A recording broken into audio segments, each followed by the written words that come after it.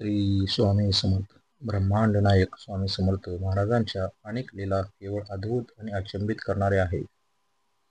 एक दिवस मधोन्मत झालेल्या गजराजाला स्वामींनी शांत केल्याचे सांगितले जाते.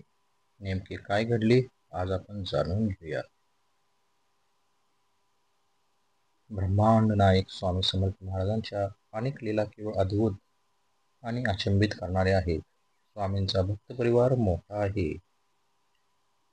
केवळ महाराष्ट्रात नाही तर देशभरात स्वामी समर्थ महाराजांचे मठ असल्याचे दिसते.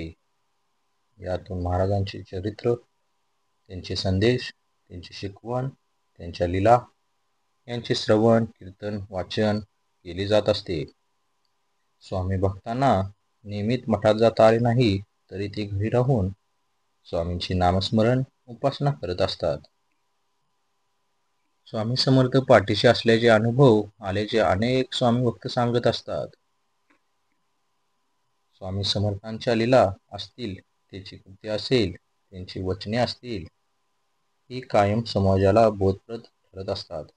त्यातून काही ना काही शिकवण, संदेश समाजाला मिळत असतो. एके दिवस मधोन्मत झालेल्या गजराजाला स्वामींनी शांत केल्याचे सांगितले जाते. नेमके काय घडले त्या दिवशी ते आज आपण जाणून घेऊया. श्री स्वामी समर्थ. अक्कलकोट गावात महिपालाचे देवालय आहे. तेथेच मालोजी राजांच्या गव्हार नामक हत्तीला बांधण्याची जागा होती. त्या जागेवर आता शाळा आहे. तो हत्ती एकदा चांगलाच पिसाळला. काही केल्या नियंत्रणात येत नव्हता. माहूत आपापल्या परीने प्रयत्न करीत होते, मात्र अंकुश ठेवणे शक्य होत नव्हते. येणाऱ्या जाणाऱ्या लोकांवर तो हल्ला करू लागला.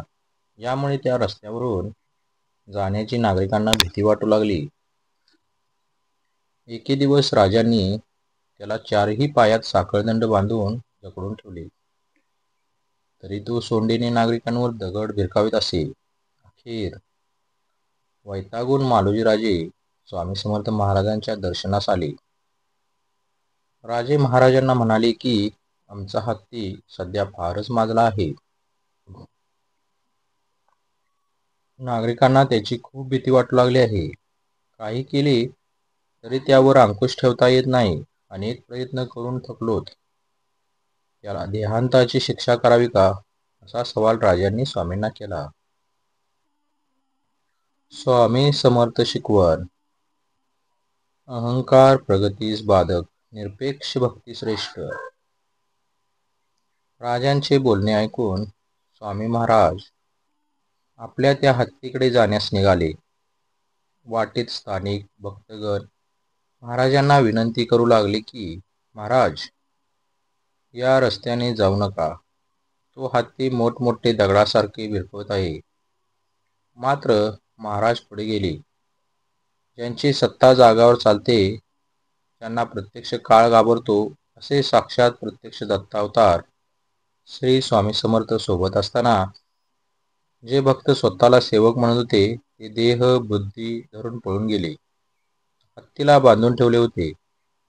ते पोचेपर्यंत केवळ एकनिष्ठ शिष्योत्तम असलेले चोळप्पा आणि बाबा यादव एवढेच होते.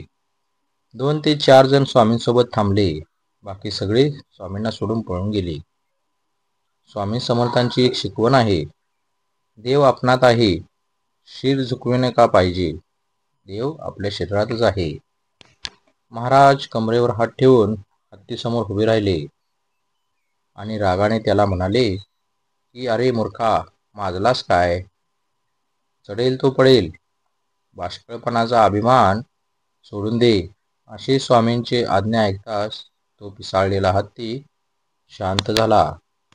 आपल्या पुढच्या पायाची गुडघे टेकून गंडस्थळ स्वामींच्या चरणी ठेवले. त्याच्या डोळ्यातून एकसारखे अश्रू वाहू लागले.